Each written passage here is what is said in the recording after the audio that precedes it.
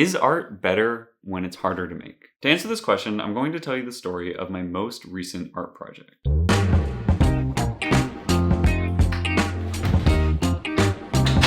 Today, I'm starting... Hold on, go back further. A couple weeks ago, I drew this. I then took a picture of it, threw it into Photoshop, traced it, and then made a bunch of different versions of it. And out of all the crazy options that I made, I picked this one. The plan was simple: project the sketch onto a larger piece of paper, trace it, then trace the tracing with a red oil pastel, and then fill in the background shape with blue. The whole piece was supposed to be pretty easy. Typically, one of the hardest steps is lining up the projector. It always gives me a hard time in its usual spot, so I decided to try it out in another area of my room.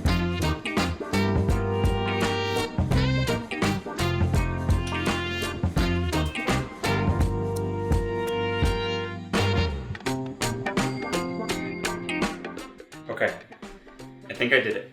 I think this is working. It's not much better than how it was over in this area, but I got it straight, and I think I'm just gonna try to trace it out here while I have it.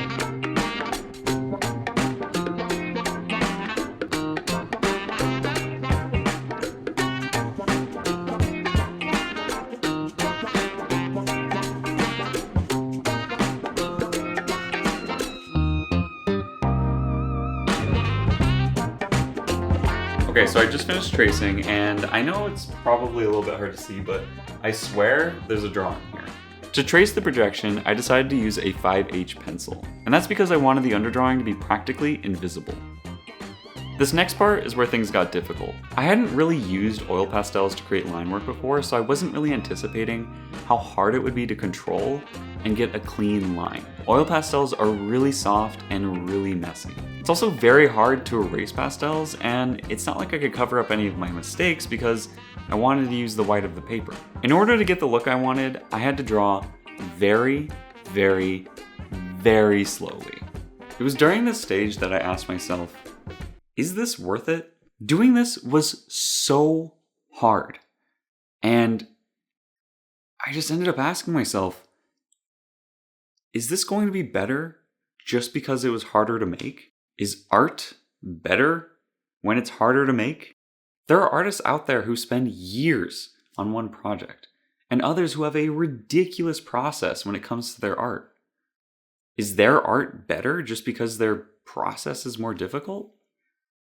At the time, I couldn't really answer the question, but I held on to that thought as I continued drawing the heron.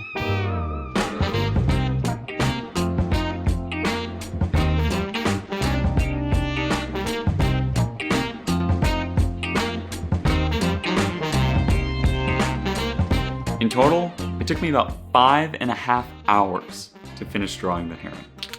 After spray fixing the piece, it was time to move on to the next step and try something that I've never used before.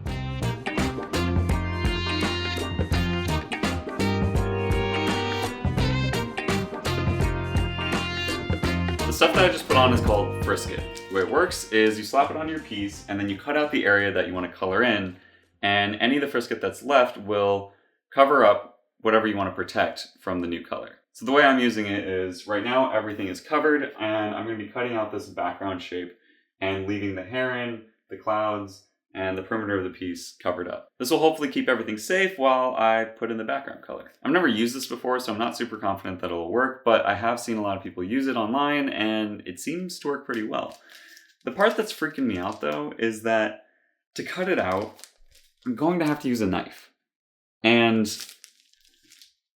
I'm terrified to accidentally cut into my piece. Everywhere says to do it this way, so I'm sure it'll work, and from what I've heard, the sharper the blade, the less hard you're going to have to press. So I went out and bought a brand new blade, and I'm just hoping that's true. Before I cut the Frisket, I decided to put down this tape as a guide to help me cut straight.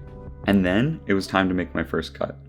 I was praying that I wouldn't accidentally press too hard and ruin the whole piece. One sec. It just occurred to me that I don't need to learn how to use Frisket for the very first time on the final piece. I can throw some Frisket onto a random piece of paper and learn the exact pressure that I need to use in order to cut the Frisket out. Let's do that. I started by cutting out a bunch of random shapes and even did a few color tests. Doing this test totally gave me the confidence that I needed to start cutting into my piece. Cut after cut, everything was going so smoothly. My cuts were delicate. The Frisket was peeling so easily. It was all going according to plan. Shit! No. Oh, shit.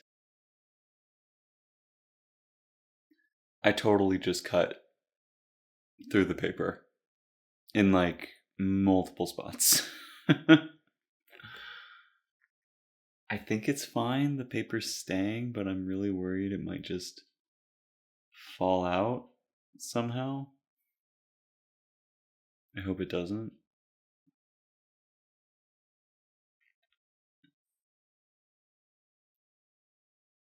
Maybe it should. If the back of this came off and I just colored in a new sheet of paper blue and used that as the background, it'd be kind of cool. It would give it a semi 3D effect, which might be a little bit more interesting than the original plan. It would also be a little bit easier. I think I'm going to cut the back out of this. I started cutting again, this time confidently embracing my heavy hand.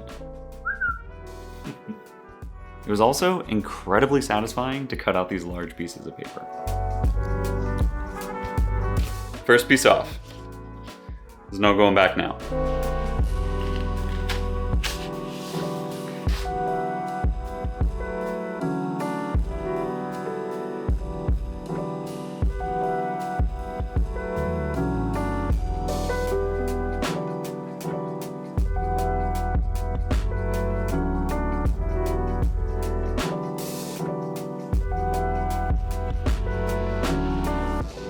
So I just cut off the last piece, and I have all this tape and Frisket on it, which honestly I think kind of helped. I think the Frisket made it so it was a little bit thicker, and it made it so that the flimsy parts of the paper that were getting cut were just a little bit stronger, I think. So right now what I'm going to do is take off the tape and the Frisket, and I wanted the background of this to be blue, which is why I initially was blocking off everything in the first place. But now that everything's cut out, all I have to do is just do this huge wash of blue on this page that's underneath here, and the background's done.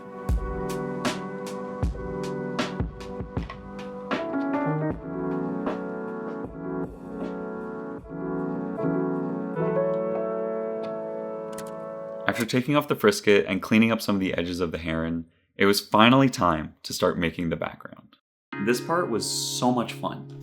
It felt so freeing to just let myself go.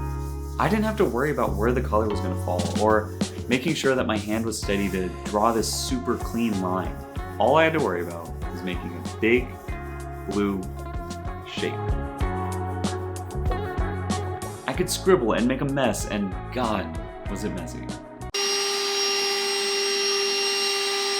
Instead of leaving it as purely just a big blue shape, I decided to add back in some of these scribbles and see what that would look like as the background.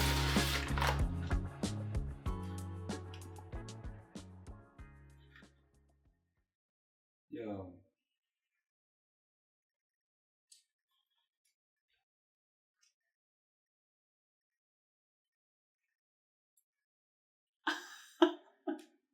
What?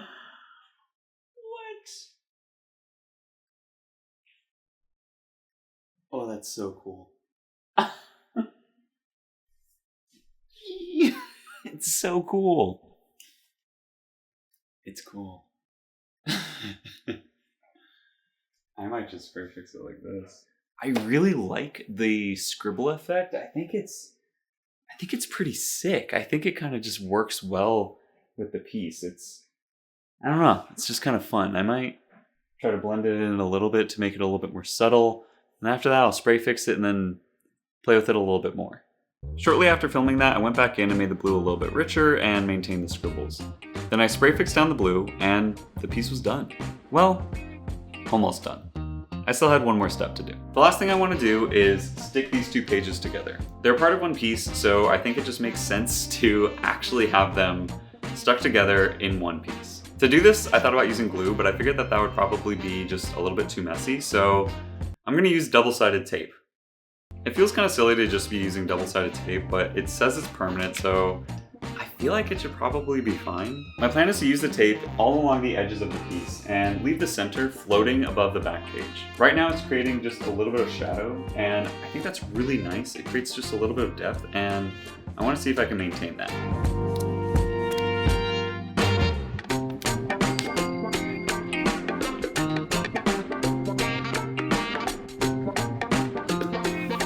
This piece was hard to make. There was a lot of things that happened that I didn't anticipate when I set out to make this. I didn't know the heron was going to take over 5 hours to draw, and I didn't know that I was going to accidentally cut into my piece and have to completely change my plan for making this. I'm happy that happened, by the way. I love the way that this turned out. I could have easily made this digitally though on my tablet. Draw the heron in red, put it in a blue background. But I didn't. I made it by hand, I made it traditionally, I made it the hard way.